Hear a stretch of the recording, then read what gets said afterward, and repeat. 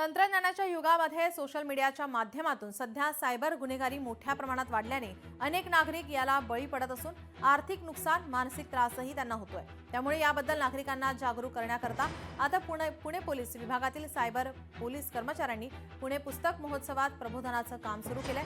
इथे येणाऱ्या नागरिकांना 1930 या हेल्पलाईन बद्दल माहिती दिली गेली आहे। सायबर चोरट्यांपासून कशा पद्धतीने सावधानता बाळगली पाहिजे याचं मार्गदर्शनही यावेळी पुणे सायबर पोलिसांकडून करण्यात आलं आहे।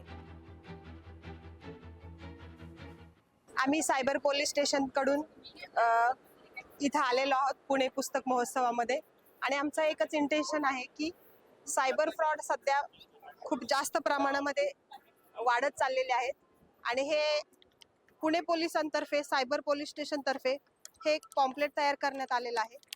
याच्यामध्ये सायबर फ्रॉड कोणकोणत्या प्रकारचे होतात आणि त्याच्यामध्ये तुम्हाला कुठं रिपोर्ट करायला पाहिजे ही याच्यामध्ये माहिती दिलेली आहे।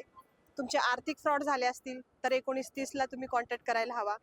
तुमचे जर मोबाईल हॅक झाले असतील, इन्स्टा हॅक झाला असेल आणि जे फोटोग्राफी वगैरे हे जे प्रकार सुरू आहेत सध्या त्याच्यासाठी तुम्हाला कुठं कॉल करायला हवा ही 1945। तर याच्या संदर्भामध्ये आम्ही याच्यामध्ये माहिती दिलेली आहे।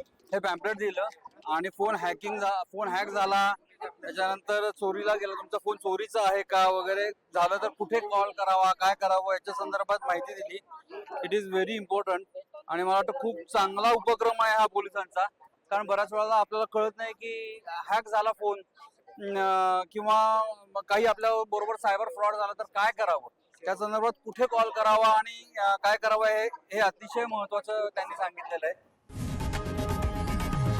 लोकशाही मराठी ऐका, पहा, जागरूक रहा।